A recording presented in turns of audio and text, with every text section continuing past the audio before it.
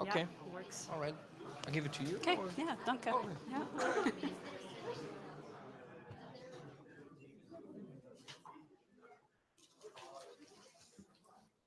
So here's your mic.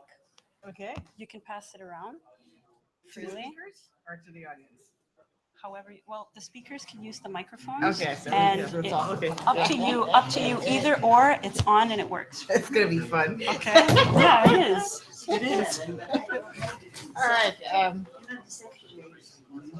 So good afternoon. I guess I should turn the mic on.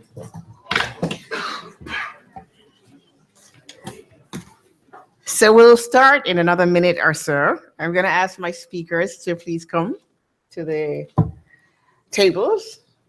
So let me see. Ivana has been very busy putting the name tags, but you can't see them if you come. So this is me, and then Mr. Ravi, you're to my right. And Walter, who will come when he's available, is to my left. And then Chen, you're next to Mr. Ravi. And Ditas, you're next to Walter.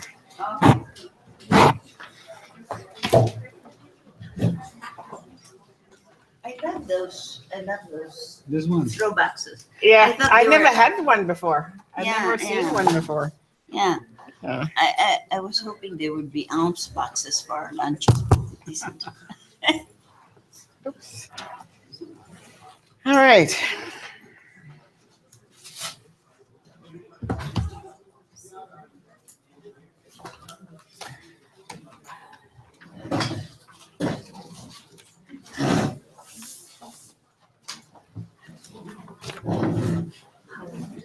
How are you? Going to handle it? You're going to get, I'd like to have questions. Then, Okay, we could do that. Yeah. if you can-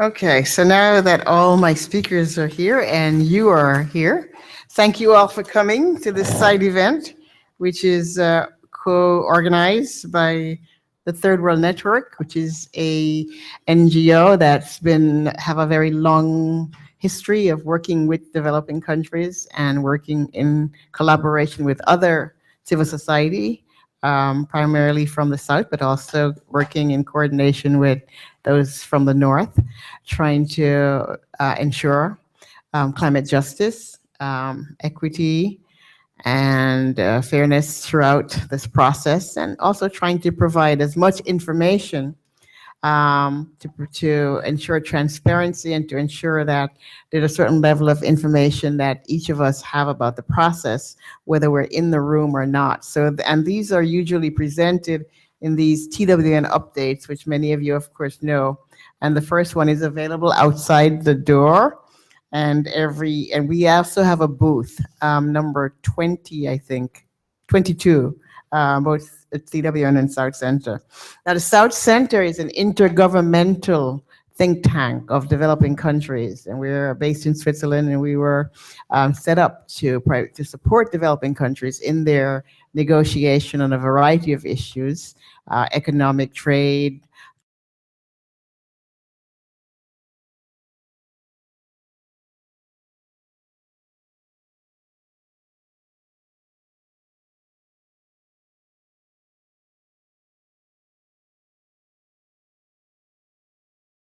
between developing countries. And we have currently 54 members from all regions of the global south.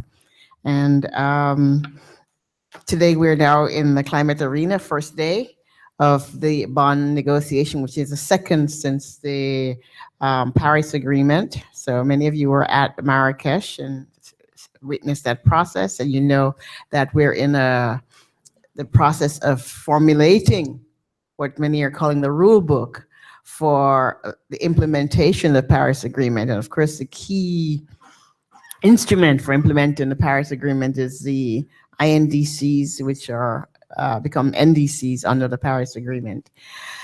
So this has many different issues. Of course, if you were in Marrakesh, you know that, again, as always, after a COP, there's a lot of contestation about what the final agreement, interpretation about the final agreement.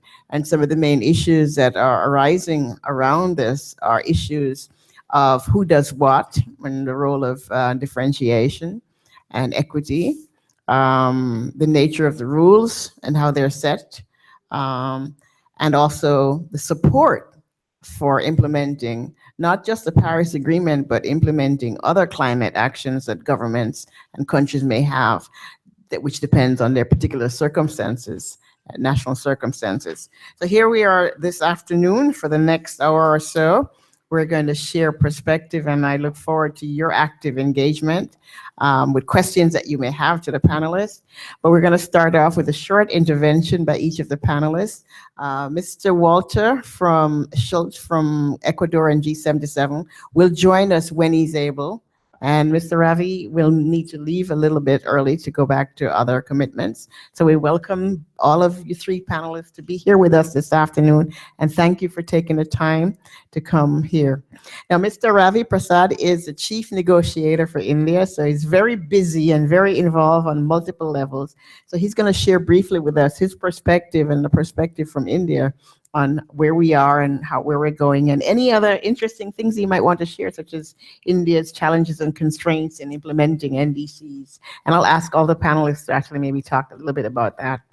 And then Chen will do the same for China, and Walter will come in. When he comes in, we'll talk about the developing country grouping as a whole on the G77. And then it's Bernadette will talk about support and other issues, but she would really prefer questions from you. So we're going to try to make this as interactive as possible. All right, so I'm going to start now. My name is Mariama Williams, and I'm at the South Center. And I'll start by introducing Mr. Ravi and ask him to make his initial intervention. Then we'll take questions and then move along. If I think it's running over, then I will wait for the questions later, but we'll see how it goes. All right, thank you. Mr. Ravi? I need to move my mic to you. Or you could use this. Yeah. It's an interesting thing. I've not seen it before. Yeah. I hope I'm audible. Is it working? I think the mic would be easier. Okay. He has to bend. All right. Well, Mike, thank you, Indrajit. Yeah, actually, it's very good throw. Yeah, I can't wait to throw it. Can't wait to throw. It's okay. Get it away from her.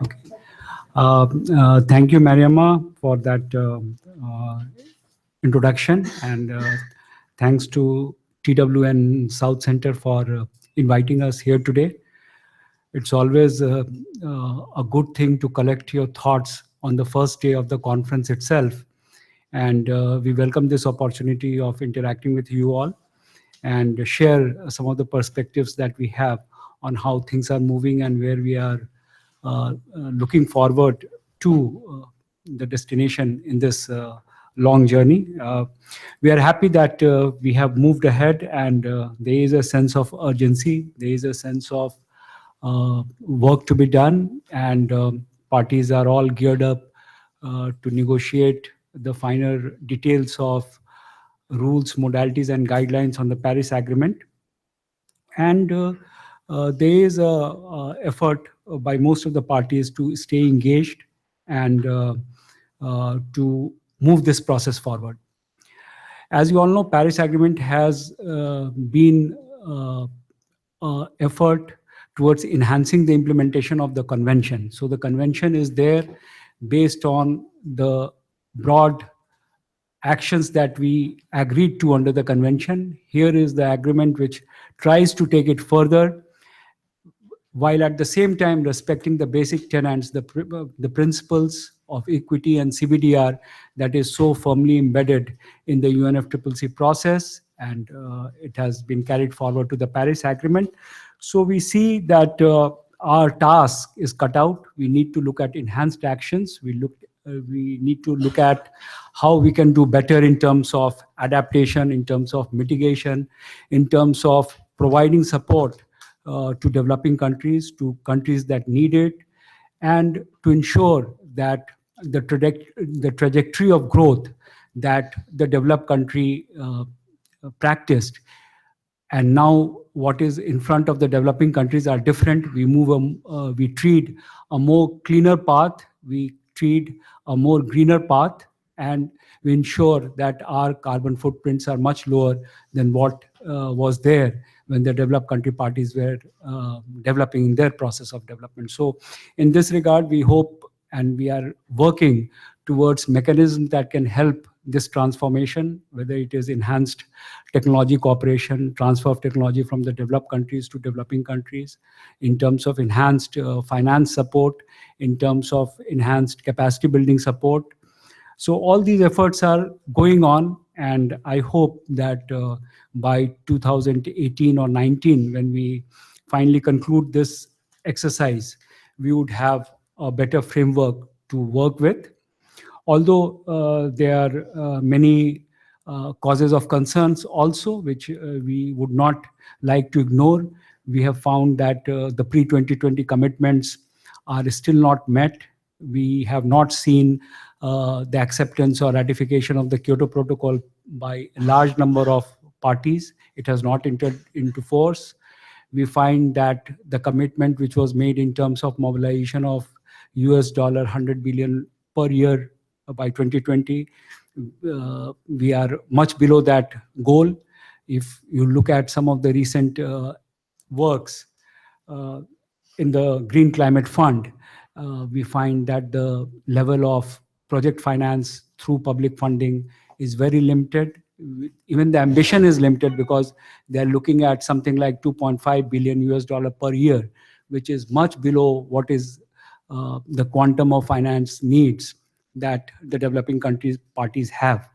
And this is all the more highlighted in terms of the NDCs that the countries have submitted. So if we look at the range of NDCs that developing country parties have submitted and the plans that they have set in motion, we find that there is a huge gap between what is the current commitment in terms of international finance flows and what are required to translate these NDCs into reality. So we still have a lot of challenges. We still have a lot of things to do, but we are always optimistic, and we hope that the process delivers on the expected outcomes, on the expected guidelines and frameworks, which will help us in achieving our goals.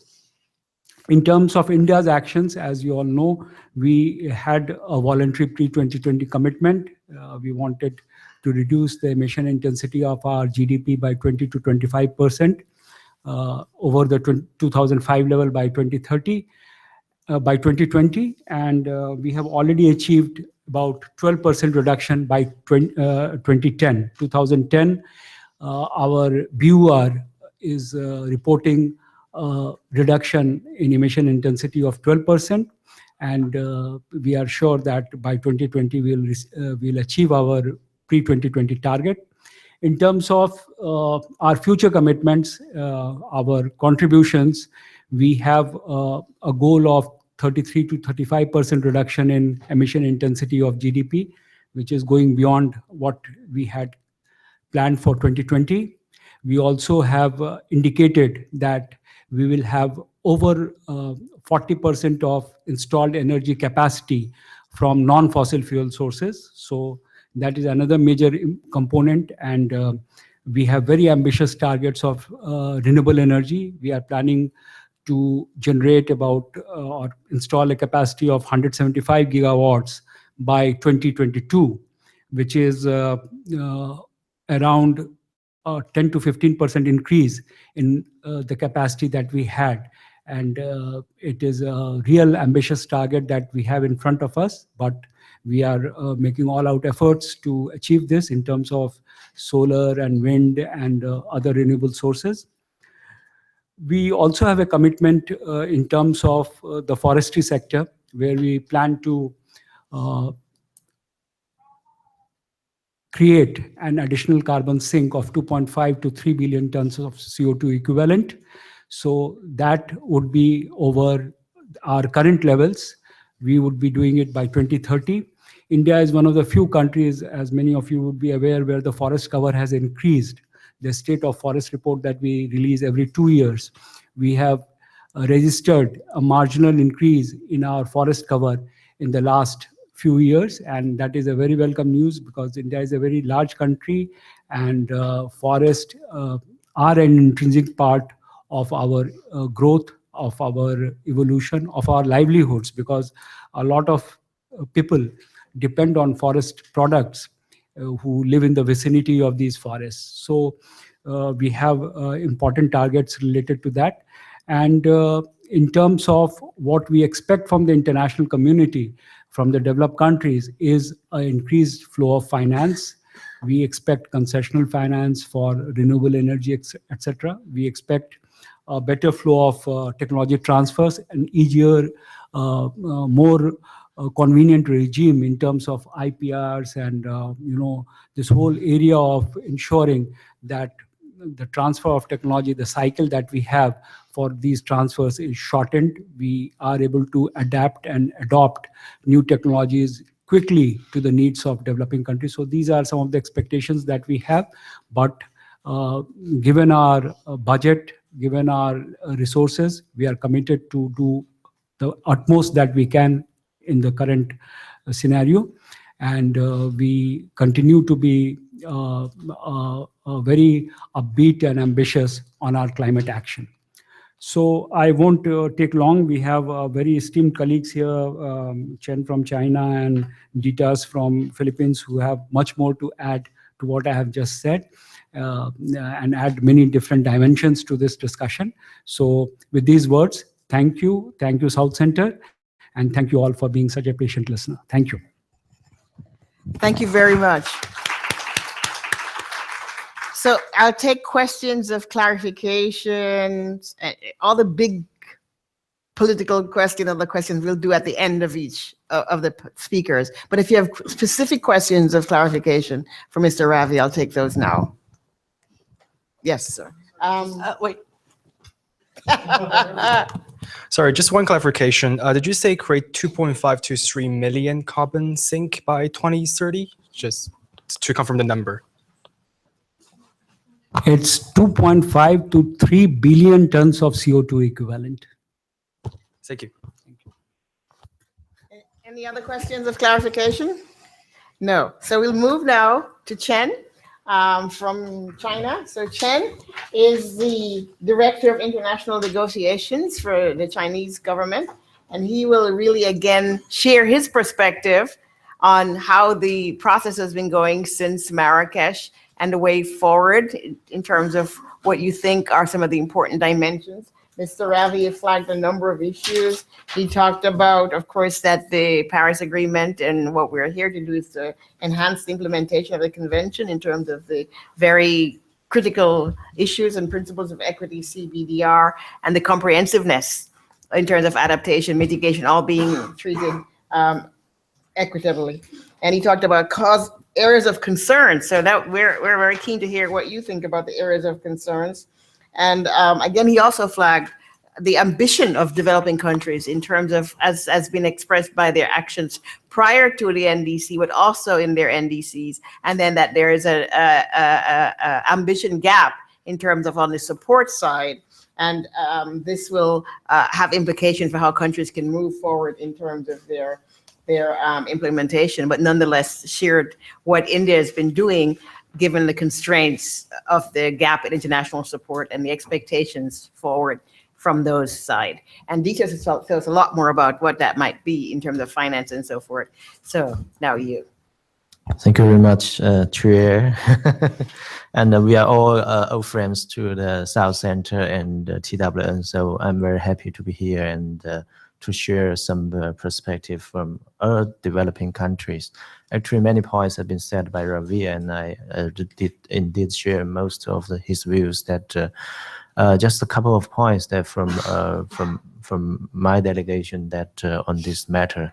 The first that is that they wish us to talk about how the Paris Agreement should be implemented, and saying the first fundamental point I want to point out that as also has been highlighted by Ravi is that the Paris Agreement is not a new phase of the international community to combat climate change. It's a continuation of the previous process, which is the convention process. I think that has to be highlighted at the very beginning, because we all know that the objective of the Paris Agreement is not others, is to implement the convention itself. So I should say that the convention is the mother treaty, and the Paris Agreement its daughter. And maybe compare with the Kyoto maybe is another kid of its mother, but the Paris Agreement is a kid of the mother, and it carries the blood of the mother treaty. So that all the principles, the provisions of the convention should be reflected in when we implement the Paris Agreement, and also in designing its MPGs of the Paris Agreement. So that's the first point I want to share with you. The second is that I think the Paris Agreement indeed is a hard-won achievement by all the parties in the past few years. It's not an easy task for us to reach the Paris Agreement. It's indeed a big success for all the international community, all the parties. So we would, of course, we will stick to the Paris Agreement, and no matter what happens, we will fully implement the Paris Agreement, as well as like the other treaty, the convention and its Kyoto Protocol. That determination from our side is very firm on that. We will, for sure, we will implement the Paris Agreement. The third, I think that there are some principles that we would like to see when we implement the Paris Agreement. The one is, I said at the very beginning, which is the convention principle. We have to stick to the CBDR, the RC, the equity, and some key principles and provisions of the convention. The second is the structure of the Paris Agreement. I think the structure is the national determined structure, which is also the key features of the whole Paris Agreement. I think that's something it's difficult to achieve, and it's difficult. I think it's really that's something we need to preserve in the post 2020 period, and I think that reflects the common ground of all parties when we take actions to combat climate change. I think the third is the differentiation, and also the between developed and developing countries, and also the flexibilities for developing countries when they take climate change actions. The fourth part, and also raised by our Maria, that it has to be balanced among all elements. That now there is a tendency that it's called the Paris Agreement is the mitigation agreement. We don't agree with that notion that the Paris Agreement, of course, is a comprehensive agreement. We cannot just advance it in one aspect, but we need to consider it other aspects of the Paris Agreement. And the fifth, I think that we are now entering into a new phase of implement the convention. I think when we implement the Paris Agreement, that we should reflect its facilitative and in a very constructive manner, and avoid any finger pointing and blame game. We see that it's a new phase, and we should implement the Paris Agreement in a more optimistic manner and constructive manner, so that only by doing that we can take very concrete actions and to help to address the problem of climate change. I think the last point when we need to consider when we are implementing or prepare to implement the Paris Agreement, which is very important, is the pre-2020 action, which also has been highlighted by Ravi previously, that there are a couple of points that we would like to highlight that on the pre-2020 action. The one is the Doha Amendment ratification. Then we really expect that it's already half a decade ago when we adopt the Doha Amendment 2012. Now it's 2017, and we yet to enter into force. It's really a pity. We also hope that if possible this year, we can make it as a deliverable for the COP. If not this year, we can do it in Poland, the next COP. And but nevertheless, it's a very important issue, should not forget. And the second is that the revisit of the commitment by developed country parties on their mitigation target, which is also quite clear in the Doha decision that, but we also yet to fulfill that requirement.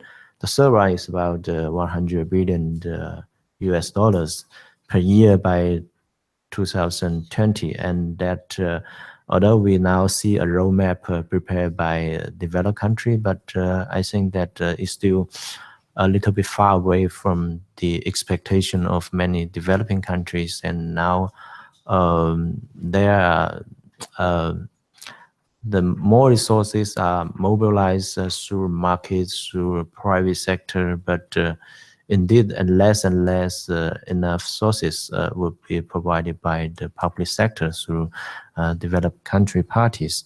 And that's some general views from our side on the implementation of the Paris Agreement and relevant issues. I think, and also I'd like to share some aspects of our side in implementing not implementing the Paris Agreement, but just our domestic actions that we, like Indian just said that I think the developing countries are very serious about actions in combating climate change, and we are indeed taking very ambitious, serious actions in doing that. In the year 2009, we announced our target by 2020, which is 40 to 45% carbon intensity reduction. By the end of our 12th five-year plan, which is ended 2015, that we already achieved 21.8, almost 22% reduction compared to the starting date of that five-year plan.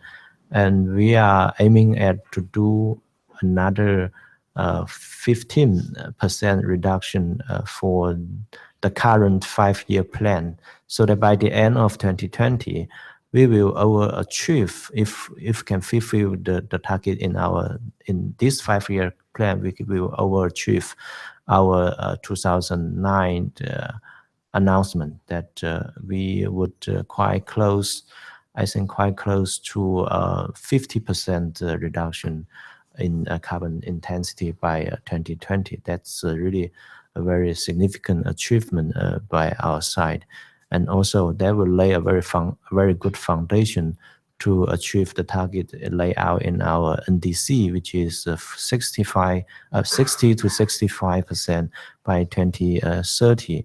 And but I just want to highlight one aspect that I think that's the challenge and difficulties for many developing countries when they are taking climate change actions. I think one aspect is that we are lacking enough resources, and because not just because we don't have enough our own resources to do that, and we are also lacking of international support in particular from developed country size, so that it's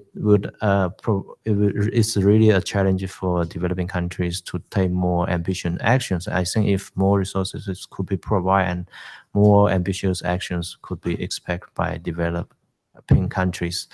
The other very important aspect is that we don't have enough experience. As you may know that actually no one developed countries has achieved their industrialization through low carbon development. And then there is, but developed country only realize that they need to pursue a low carbon development way after their industrialization. So that's the difficulty for developing country. We don't have example, we don't have model to follow. So we have to do it almost by ourselves to test the way, the approach that is more appropriate for developing country before we achieve the industrialization. So that's a both challenge. On one side, we have to develop our economy and to achieve. I think we all expect that we can achieve the same development standard of developed country, achieve industrialization. On the other side, we also wish we can make more contribution in combating climate change in this process. I think that's a double challenge when we are doing this work. And finally, that on some points that for the process, and also that from now to the end of next year, that we only have 1.5 years. That's a very limited time, but you know that the details of the negotiation, on the MPGs, are really it's very time-consuming and work, and so we would expect that we can accelerate the negotiation process, and we are hoping we can enter into textual negotiation as early as possible, and we hope when by the end of this COP, I mean the COP in November in Bonn, that we would have a negotiating text, a comprehensive and balanced negotiating text, so that we can accelerate this process and to finalize all the MPGs by next year, by the end of next year. I will just stop here. Thank you very much.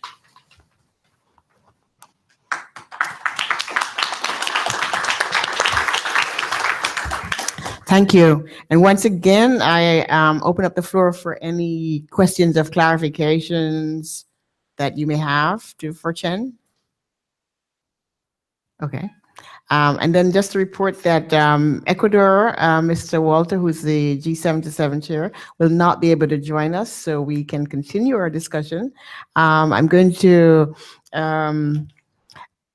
ask Chen a question or two, and both Mr. Ravi. Then we go to Madame Ditas. When I introduced, I talked about the rule book, and I really would like to take that back because we don't have a rule book as such. What we're talking about is the things that both Chen and Mr. Ravi flagged, which is the modalities, the guidance around where we're going. So there are lots of issues that people are discussing around this. Do you have some thoughts about these MPGs as such, and what are the constraints or limits that you see, or where you think we might want to go, without giving away your negotiating positions, of course? Any broad reflections that we should keep in mind as civil society and delegates around this process, including the global stocktake? I mean, I know there are many developed countries who are pushing for it to be about just mitigation, but what are some of the challenges you see around this process of the MPGs and other?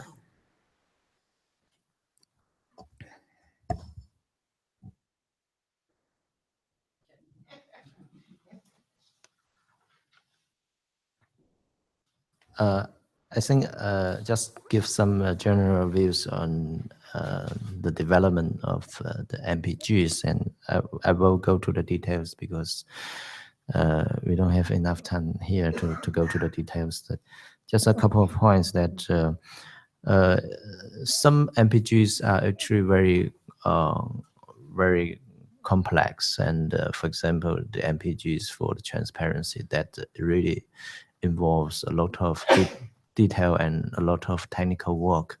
And by now and this year, we already have some technical workshop and roundtables to try to figure out those key issues and provide some more clarities and help parties to understand each other's position so as to help us to advance our work as soon as possible.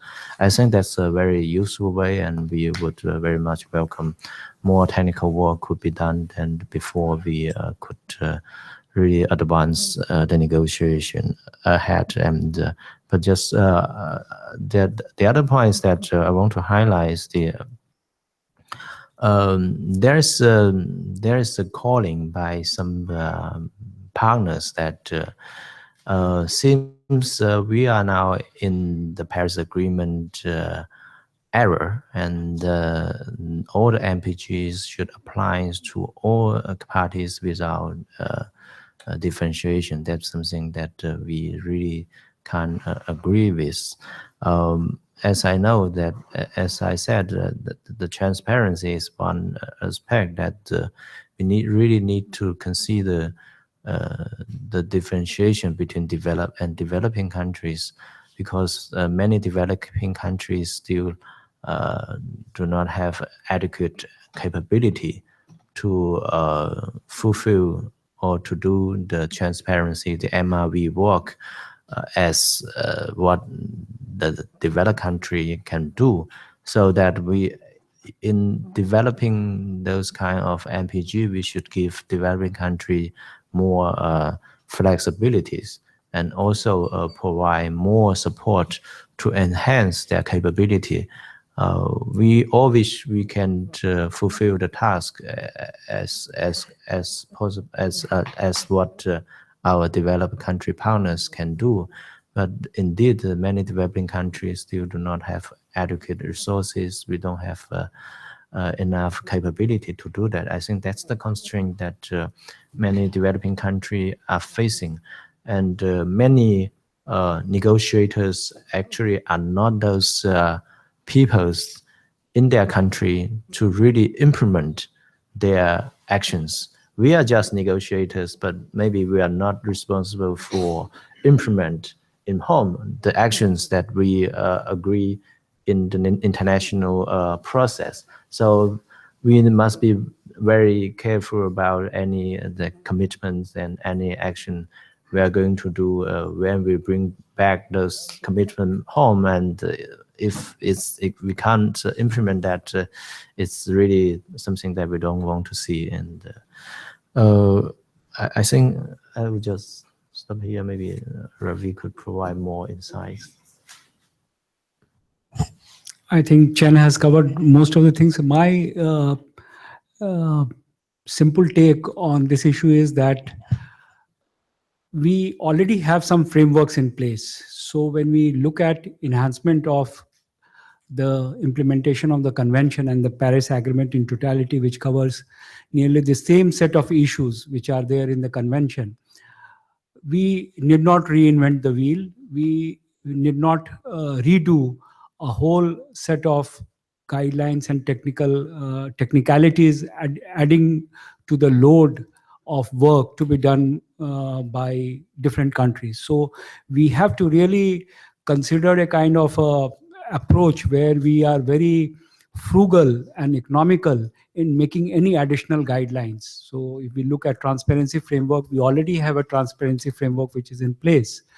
The question is, where is the lacuna or some kind of a gap in the work, in the reporting that we see? And we need to plug those loopholes to reach an enhanced kind of framework. So that is the approach that we should be taking in these negotiations. If we keep developing new guidelines, if we keep developing and adding layers of complexity to these exercises, it adds to the burden of developing countries. And by the time they get used to a certain system, we have just got used to the system of NATCOMs and VURs, and some developing countries are just starting to report on these things.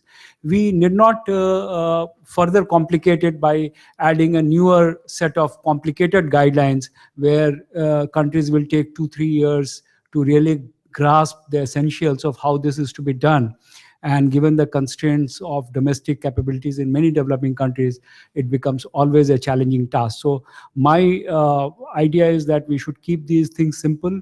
We should only do a zero-based budgeting kind of approach where we question the addition of each and every paragraph, each and every sentence to the guidelines that we have, and try and make sure that we are enabled to do enhanced action without complicating the entire exercise by a lot of technical jargon and wordings. Thank you. Both of you, I think we have seen and we've heard directly from both China and India, one, the strong determination and commitment to fulfill on what was made, what was agreed under the Paris Agreement, despite whatever circumstances might exist externally to us or internally among us. Second, that countries have been doing ambitious work, climate actions before the Paris Agreement, and will continue to do that, but that they're hamstrung by gap in implementation and gap in finance from partners who are supposed to provide both the means of implementation, technology transfer, finance, capacity building. So now I want to turn to Bernadita's, who has been kind of the pulling the heavy weight on pushing for these means of implementation. I just ask her that. Mr. Ravi, for a while ago, mentioned reporting gap, and you whispered to me and you said, it's not just reporting gap, implementation gap. So I'd like you to start from there and talk a little bit about that, and then the financing, how you see that, and where we're going as your G77 coordination, et cetera. Thank you very much, Mariam, and thank you very much for giving me the opportunity to address our, mainly our civil society friends. Because, you know, first of all, I would like to address fallacies out there. There are a lot of fallacies in these negotiations. They're telling you alternative facts, as I can say. So maybe also, you know, I can see that this is not, usually when I enter into negotiations, well, people wake up. I've been there since the negotiations of the convention itself. So I have perhaps a very long view of the whole thing. We're talking now about the Paris Agreement. The Paris Agreement is just the bit of a very long process. I counted it from the time that we were negotiating it. It's almost 2.5 decades. What have we done? What is the convention? Why are the negotiations so fallacies? That developing countries have no commitments under the convention. We have commitments under the convention. We have fulfilled these commitments under the convention. What are these commitments? These commitments, for instance, is to pursue our development in a way that will not repeat the mistakes of the past, which caused this problem. We had this convention because we identified this problem. The convention is a science-based convention.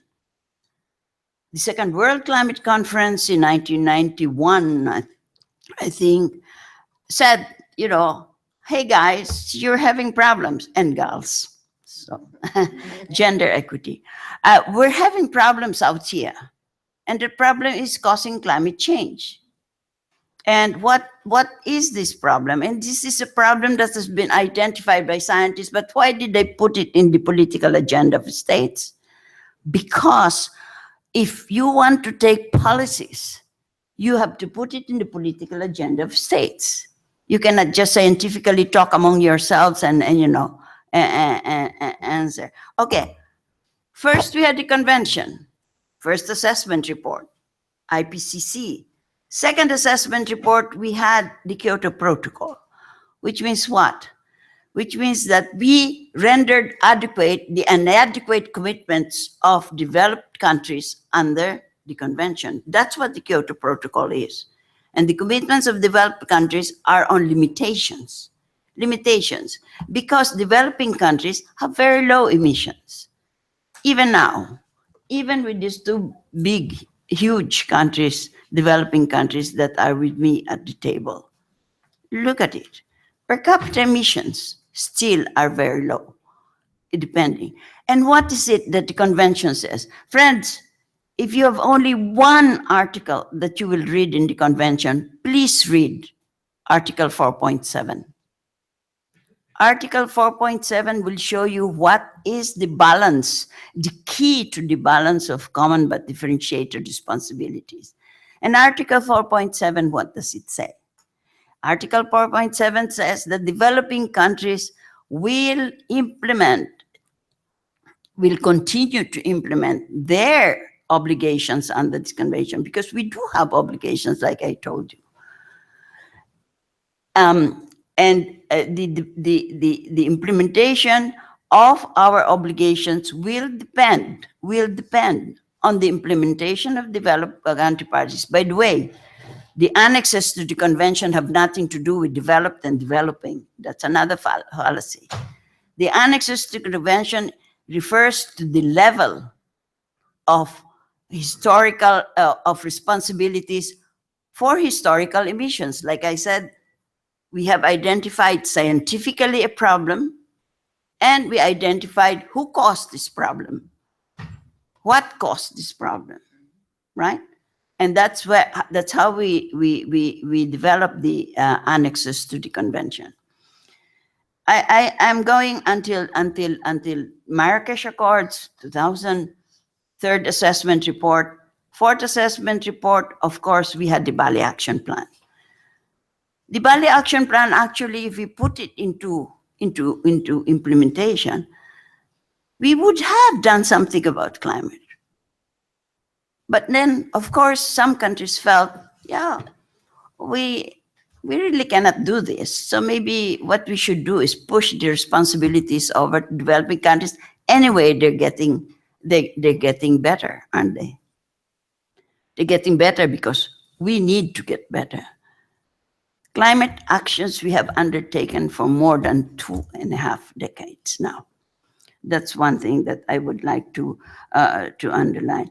And most of the financing has been done by us, by developing countries. Why? Why do you say? Very little goes through the operating entities of the financial mechanism of the convention. What are these? And for one thing, we only had one, and that was the Global Environment Facility. Very little funding there when you compare it to the needs. Right. And then what does science say? Science says it's possible that human beings have something to do with the climate system. And then it moved into probably they have something to do with the climate system. First assessment report, second assessment report, third assessment report says, most probably they have something to do with the climate system. But what is this? And that is what the IPCC is doing.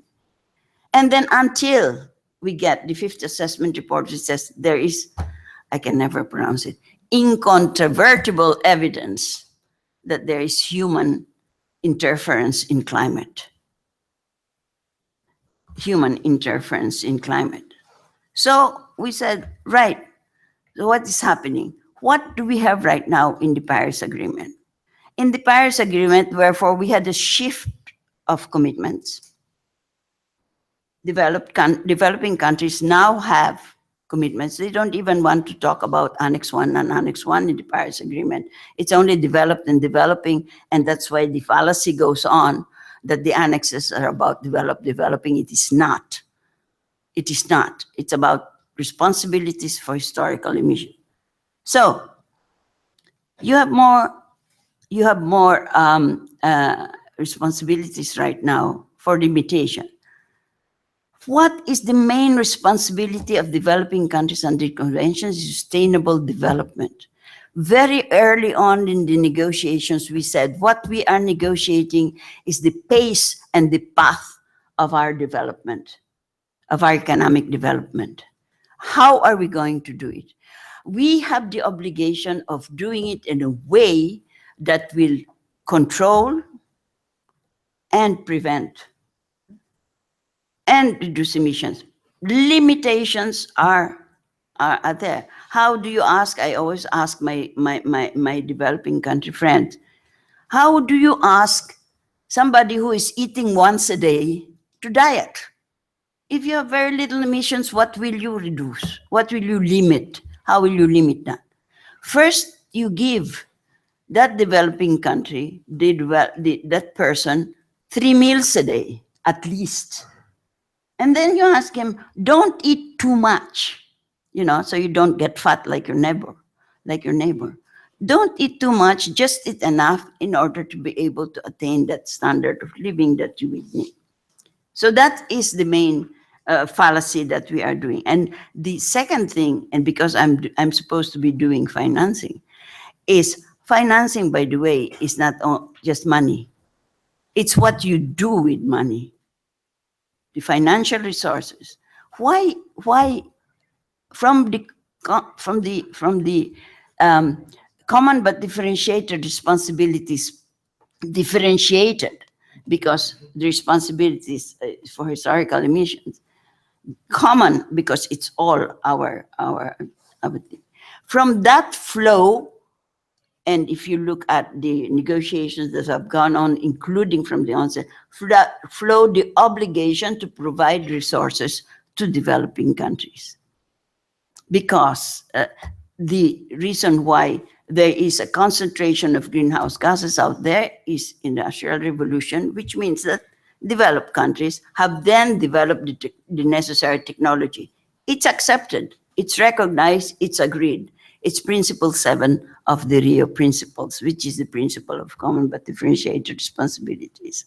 Now, what is the Paris Agreement, therefore? The Paris Agreement, first of all, says that it will enhance the implementation of the convention. It's nothing new. By the way, the only universal agreement right now is still the convention. The Paris Agreement, there are still about 50 or so countries, many of them developing countries, and some of them very big developed countries that have not yet ratified the Paris Agreement. So if they tell you the only global regime for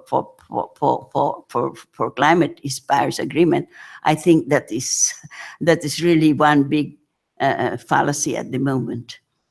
At the moment, they might, but it is quite possible that not all parties to the convention ratify the Paris Agreement. Then what? They drop out of this earth? What? But they will continue the Paris action. Now, what are the gaps in implementation? Why is it worse now for developing countries? Because what has happened? They say things have changed. Yes, things have changed. Climate change is here.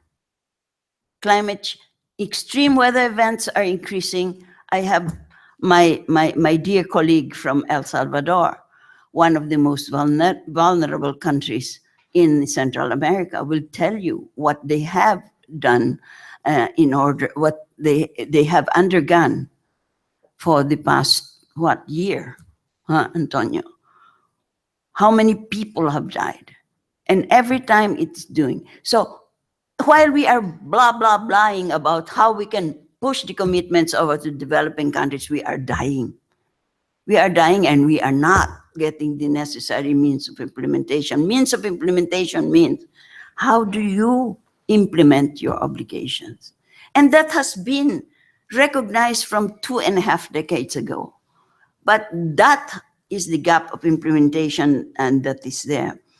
Most of us have financed our own climate action, especially for adaptation. especially for adaptation. Why? Because adaptation, is not a revenue generating activity. So nobody wants to invest in it. We can't even really get loans for it because loans you repay, right? How do you repay loans for adaptation? And then they say, well, climate resilience. Climate resilience is what exactly? And I think some of you, the civil society, have also pointed out that, what is climate resilience? Is it bouncing back for a situation? There is irreversible damage done to developing countries. And to also right now, the developed countries are feeling the adverse effects of climate change. I am based in Geneva. My family is there. And we've seen what's happening even in Switzerland, but in France, the floods that they had, the erosion that they have undergone, everything. So everybody is suffering from that. Now, what is going to be enhanced are our ambitions, everybody's ambition. By the way, when I was negotiating the Kyoto Protocol, the European Union have already put on the table the same figures that they put on the table now. Except that in the Kyoto Protocol, it was negotiated very low by the United States, which then did not join the Kyoto Protocol. They had better commitments to develop the EU. I know, because they asked the G77 to support them in really deep cuts. But no, the United States, yeah, we can't do that. But what we can do is I really, have this much. And this much was totally inadequate. The commitments under the Kyoto Protocol were inadequate already. But that was rendering adequate what was in the convention, was rendering it down. Now, I can go on and on about finance. But what we are doing in the Paris Agreement also is we're not, and I think Ravi and Jen have also referred to that, we're not starting from scratch. We all have these mechanisms under the current convention. What is not there is the measurement, reporting, verification of support. That's not there. There is push for measurement, reporting, and verification of greenhouse gas emissions and inventories. Push for that. But there is not a similar push for there to be the measurement, reporting, and verification of support. And like I said, when I say support, it's the provision of financial resources for climate actions, 1. 2, for technology development transfer, and that is very important. Nothing, practically nothing has moved on technology. Right now, they're still talking about assessing the needs of developing countries. I'm sorry. Every developing country knows what their needs are for technology. What is lacking is access to technology. And that is in the convention, facilitated access to technology, promotion. But we might get somewhere in the Paris Agreement because we were able to put in cooperation in research and development of technology. And that perhaps is a way, Ravi, to overcome these ownership problems, IPRs, and so forth. I think we should really look into that when we implement. Because when I cooperate with you in the development of technology, what we produce is yours and mine. It's not only yours. And what we produce also is adapted to your circumstances and to my circumstances. And those are the two big problems with technology. And then capacity building. Capacity building, at one point, maybe about 15 years ago, we said capacity building is not brainwashing. Okay? capacity building. Capacity building must be country driven. Institutional building, building of institutions, building of human resources, for instance. That would be capacity building. And finally, we have in Paris the Paris Committee on Capacity Building. Unfortunately, we still have to ensure that there are budgetary allocations for this. But I think I have gone through most of it. I'm not going to give you the details on financing, but I'd like to tell you what are the problems we have with implementation and what is this Paris Agreement all about. And I welcome very much questions. Thank you.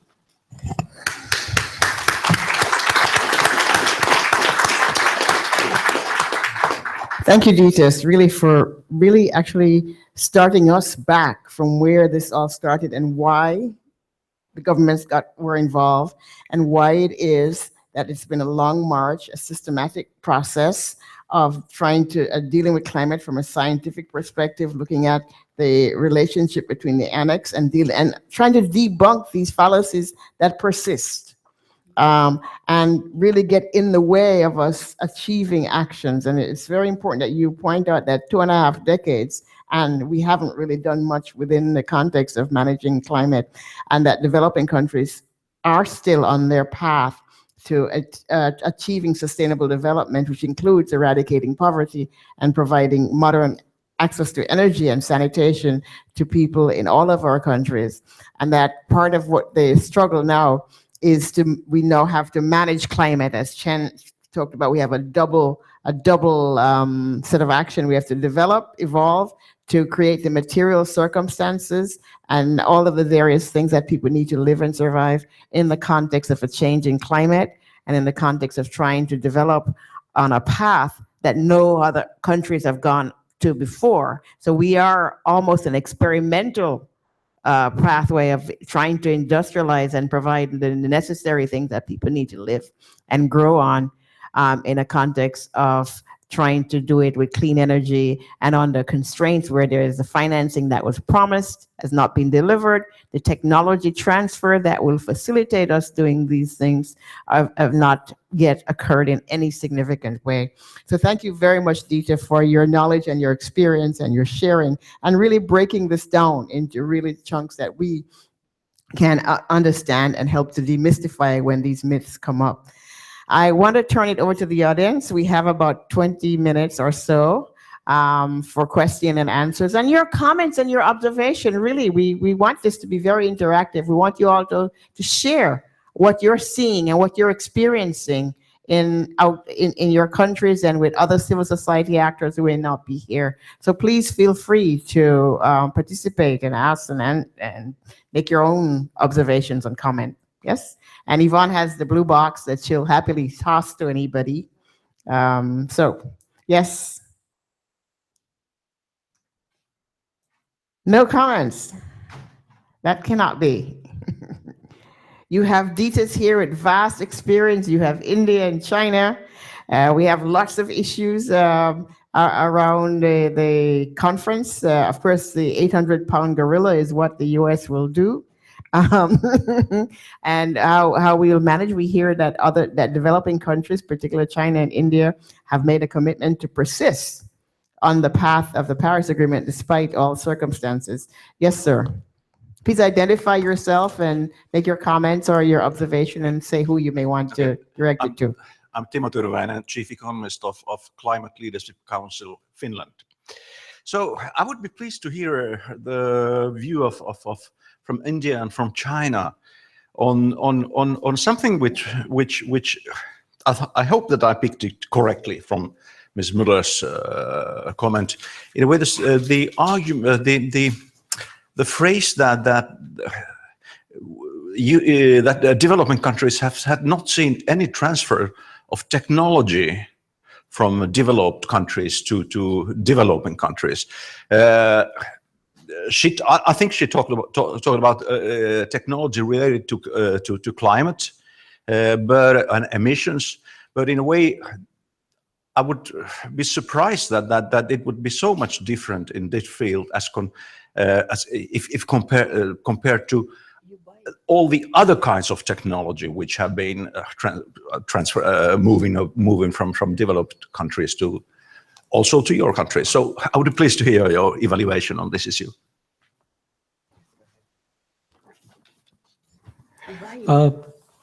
The question is very valid, but the point that we are trying to make is that there's a natural process of technology diffusion.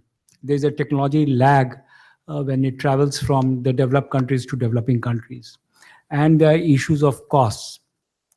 Access is difficult because initially the cost of technology is high. So that is the transition that we want to shorten, and that is the gap that we want to fill. If we want developing countries to move on to cleaner paths, greener paths, then the technologies which are relevant to that area, that should be made available. And that is what we are not finding coming forth. If you look at the Montreal Protocol, if you look at the ozone depleting substances, if you look at how the HFC negotiations have gone, there are only 2 countries in the world which control the monopolies on low global warming potential gases, DuPont, and I'm forgetting the other name, and Honeywell. And if you look at the cost of what the countries are paying now for HFC gases, and what they would have to pay if they shift to these 2 gases, the costs are 20 times, 30 times more. So how do we move to that? That is the issue. So we have found that in many areas where we try to move to technologies or to methods and processes which can help us in lowering the global warming, we are against a cost curve which is too steep for us to negotiate. So that is the point which we are coming from. 10 years down the line, 20 years down the line, these costs would have gone down, the monopolies would have gone down, but then do we have that much of time to wait?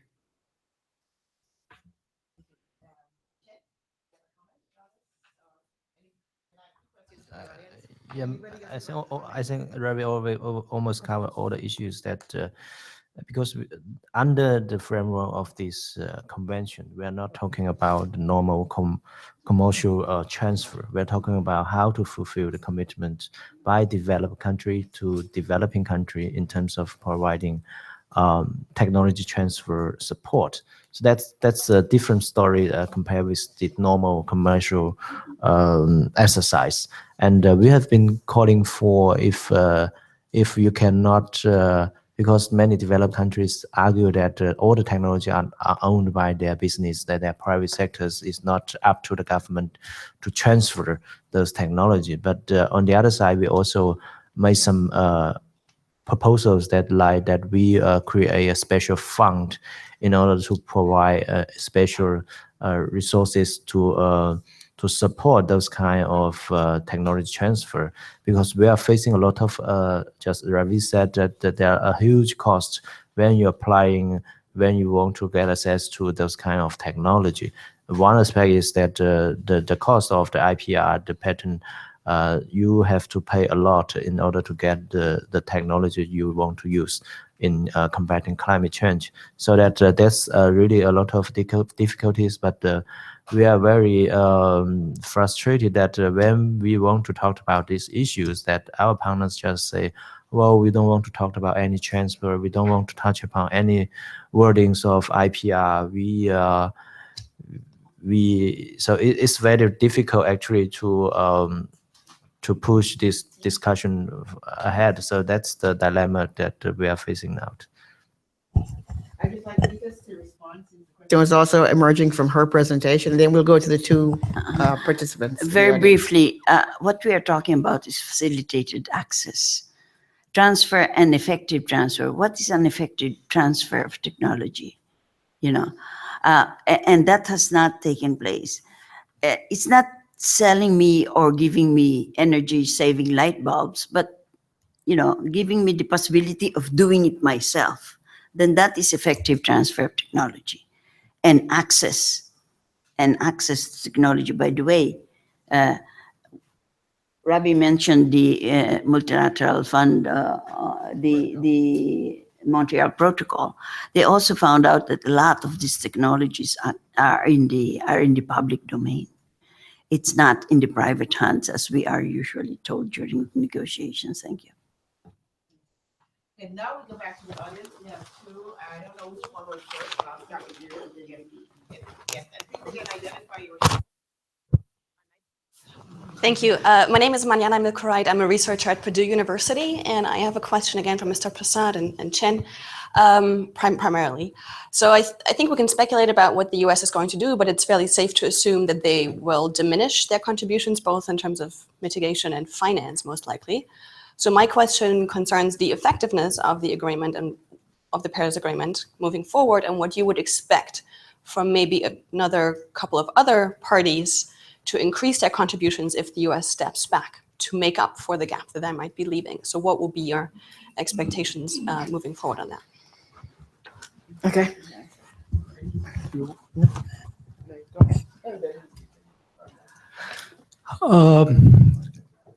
The question is rather to be asked to the parties which are in that position rather than us, because we are expecting contributions from other parties, and how the US is going to take forward its climate action.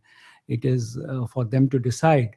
But what we hear around in the negotiation process is that most of the countries are committed to the Paris Agreement, irrespective of what individual countries are thinking and doing. The large number of countries are committed to the Paris Agreement, and they want to take it forward. So we would like to see how it can be furthered, how it can be strengthened, and we'll see how much of a difference does it make, especially in terms of finance, because we have not seen much finance flowing out of the US on climate change. Yeah, thank you very much for your question. I think that indeed, I think most of the developing countries, like those countries sitting around the table today, that we are very firm to the implementation of the Paris Agreement. That's no problem for us, and I think that's also the general wish for many parties, that the big elephant could still remain in this framework, still remain in the Paris Agreement. And but if there's any gap, I think it's the gap of Annex 1 countries, that if there's any gap, should be filled firstly from the contribution of Annex 1 country. And but of course we don't wish to see any gap from this any exercise of unexpected exercise. And there's another concern, not just for the gap. We are also concerned that whether this gap would grow up, because we are also concerned if its alliance would follow the actions that of that party. Like some members of the umbrella group would also want to cut off their contribution in terms of finance to this process. So that's also other concerns. But I think at the end, we all hope that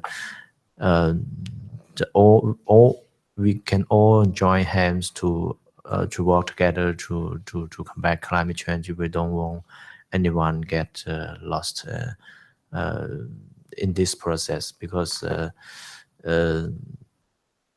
no matter the size of a party, but just you said that the effectiveness, I shouldn't say effectiveness, but the confidence is very important, that if we all can do our job and to fulfill our commitment, that will really enhance our confidence in combating climate change in this process.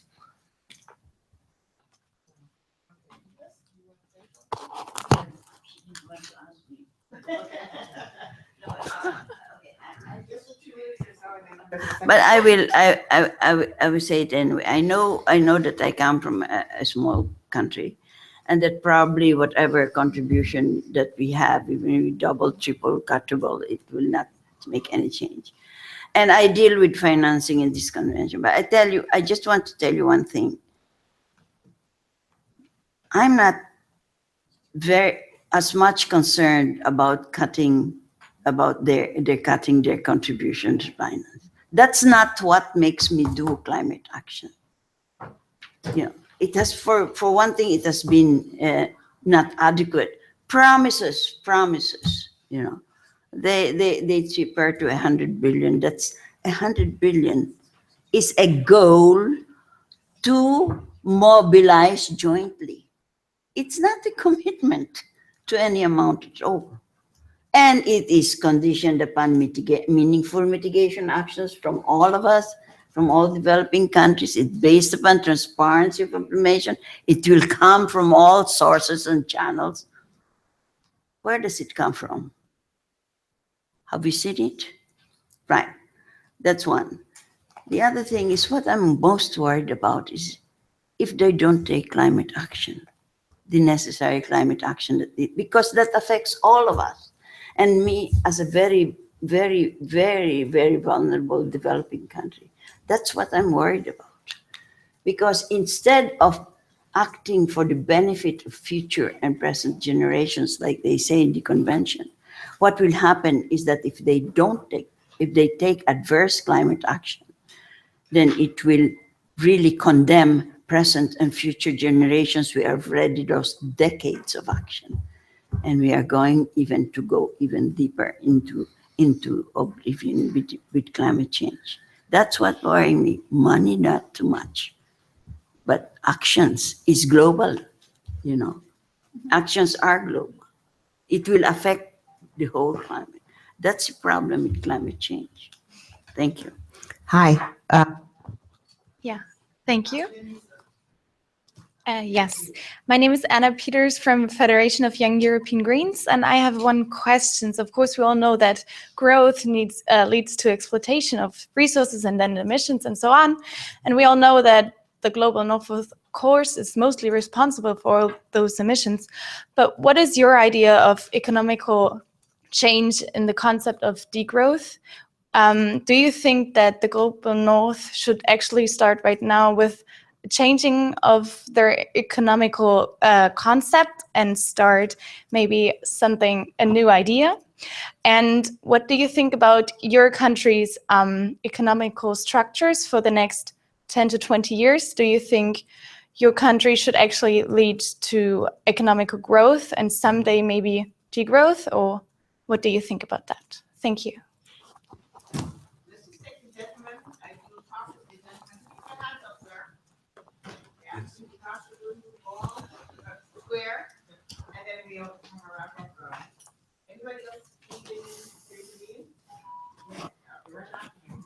Yes, hello, good afternoon. Very interesting microphone, so thank you very much. My name is Ahmed Al-Babtain from the Saudi delegation. And I have a question to my two friends and experts, Mr. Ravi and Mr. Chen, and also to the very well-regarded person, Ms. Bernaditas. To try to be very brief, as you know much, 1,000 times better than me, this process has safeguards, which is CBDR-RC. The ambitions, or let's say the notions, have spilled over into other international organizations like the ICAO and IMO, which again, you know better than me. But it seems in the IMO that there has been several actions because of the nature that they do not have CBDR principle. They actually have the opposite, which is the no more favorable treatment principle. And they also have a different principle, which is here you have consensus. There you have minority voting or minority system. But the problem I'm seeing, or let's say I want to ask you about, is that the IMO team that has been formed to look into GHG is actually considering MBMs or carbon taxation. And it actually states in the latest terms of reference for the working group that if an MBM or carbon tax or levy is agreed amongst the group or within the IMO process, that this would go to the financing and adaptation for developing countries. Now, I know that the IMO and ICAO are different bodies, but do you see that here in the UNFCCC, we should go to the GCF and internally and put safeguards to prevent that kind of financing being used to fulfill commitments here in that name? So whatever the IMO comes up with, okay, you can have your money, but it's not really fulfilling what we want here. So how do you see this working out as a general? Because I always attend the IMO meetings and I see this because the global sulfur cap that was just agreed a few months back, a lot of the developing countries say that this is really going to impact their economies because it's raising the shipping costs. And now this new MBM on the horizon, maybe there's even more concern about this issues for small development states. And some developed countries are trying to use this to fulfill their commitments to the developing nations through this vehicle. So according to United Nations Commission for Trade and Development, developing nations pay 40 to 70% more for shipping than developed nations. So if you have that vehicle go up in cost, the developing nations will be suffering. So do you see that here we need to have a safeguard or new safeguard to prevent that kind of money that's generated from another body entering into this mechanism, even if it's agreed in that other body? Sorry for being very long, but I try to get my message as much as I can and maybe looking forward to a more detailed answer. Thank you very much.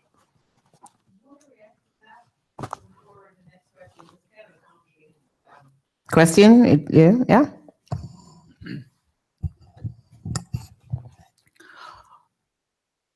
I'll go to the last question first. Very pertinent and important point that has been raised.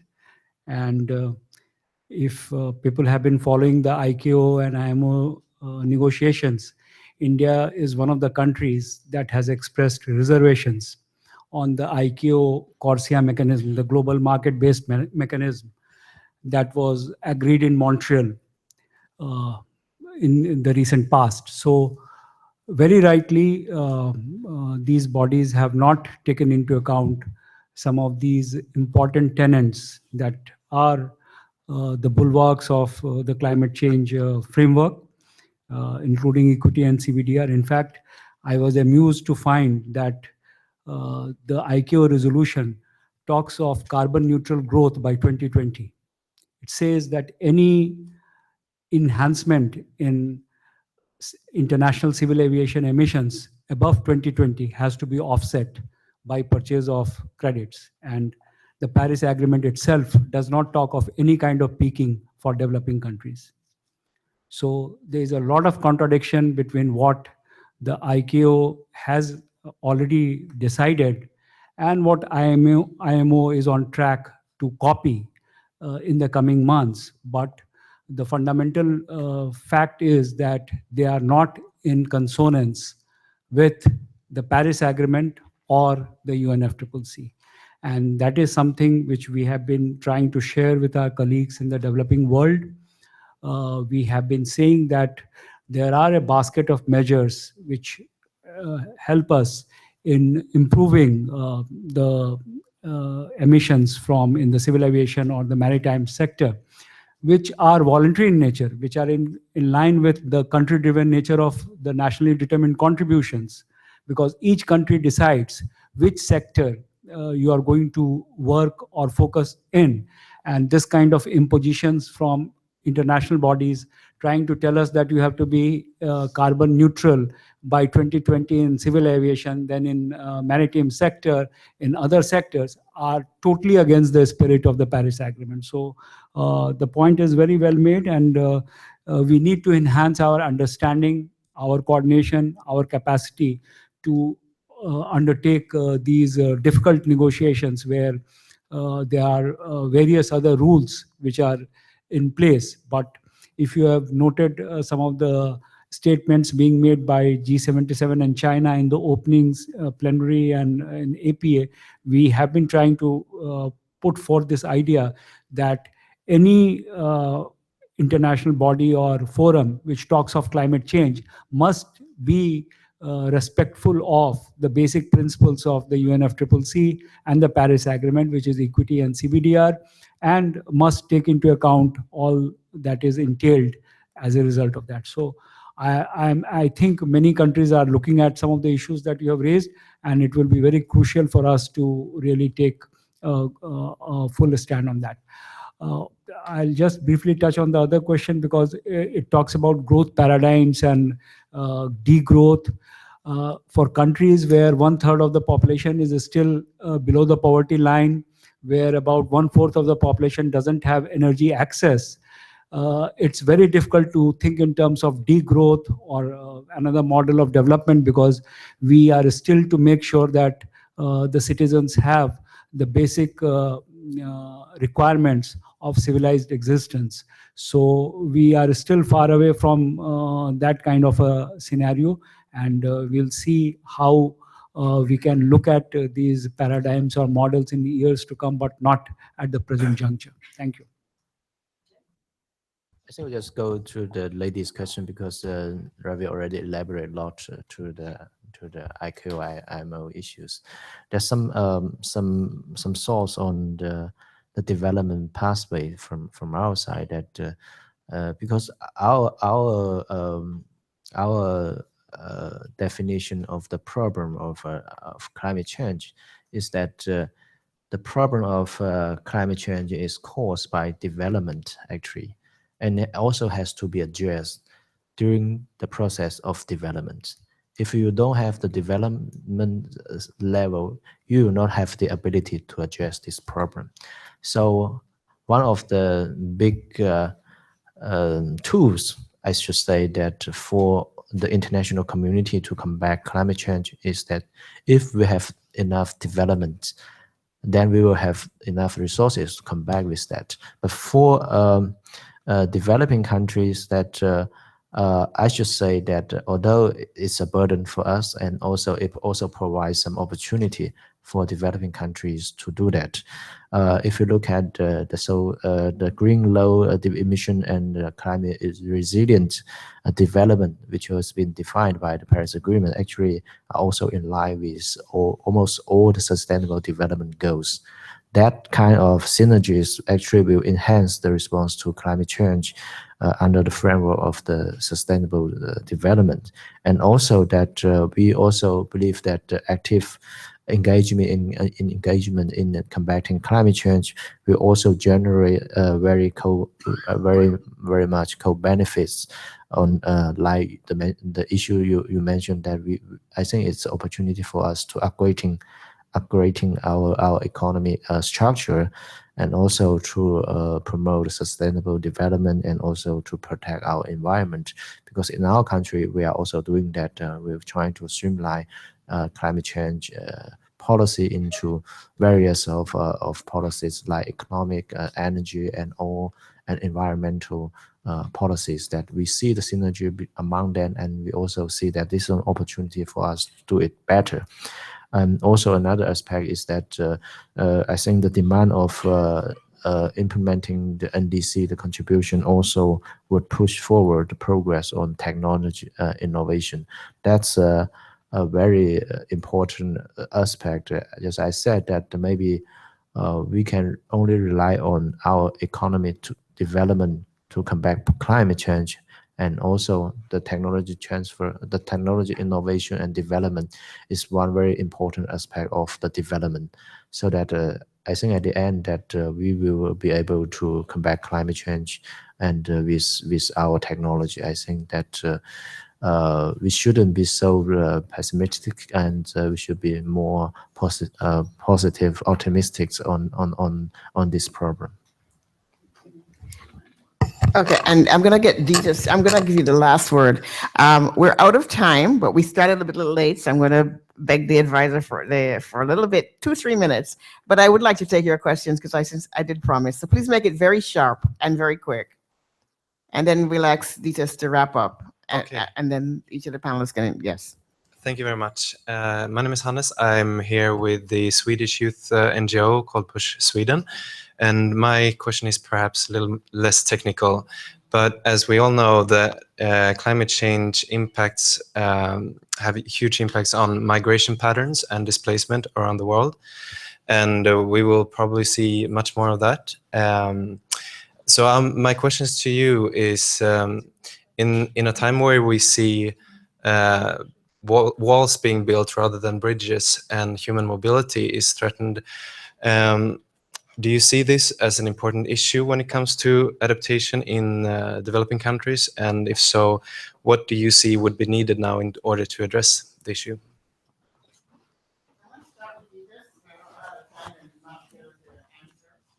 Then we can move down to the panelists and close the session. And we need Yeah, very sharply. Actually, what we have not done here, you're talking about green growth, economic development, are addressing consumption patterns. And that is in the convention. We should change consumption patterns. The search for renewable sources of energy is fine, but I liken it to a drug addict looking for fixes, right? To feed an addiction, what we should really address is the addiction itself. And now on migration, surely. In fact, very early on discussions, the small island countries are saying, we have no mitigation option. We only have a migration option. Thank you.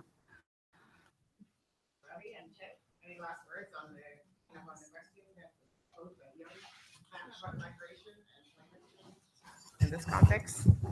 No, I think Madam Ditas has covered it very well, and I have nothing much to add to that. Yeah, we also, I don't also have much to add, and I think we all share the views of Benedictus on this matter. But at the end, I think I should say that we very much welcome more opportunity between the negotiators and the media's, NGOs, communication in this kind of format. I think it's very useful, and it's also a process for us to learn more your aspects on the process. Thank you very much. So very much. I thank you very much for the questions. And maybe the young man from Sweden, we could talk a little bit more outside on the issue of migration and climate. Thanks everyone for the very good question, the growth question, the ICAO question. And thank you all for your patience and your time coming to us. And we look forward to seeing you at the next South Center TWN event, which is probably going to be at COP 23. All right. Thank you very much. And thank you, my panelists. Thank you so much for your time and energy. And Madam Ditas. Thank you so much. This was really quite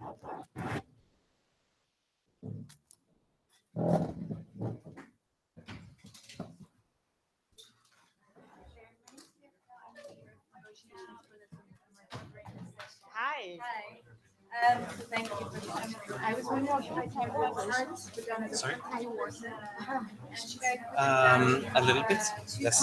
Yeah, you've got one over there, and then there's me over here. I'm going to see. I have a little card for that. Yes. Yeah. I'm actually writing my thesis, so I'm trying to get as much input as well, as much as possible. So Yeah, I was at the IPCC meeting, so yeah, I forgot to restart. I had one night in the meeting, so I couldn't hear. Me, and that's Yvonne over there with this flowery scarf. Great.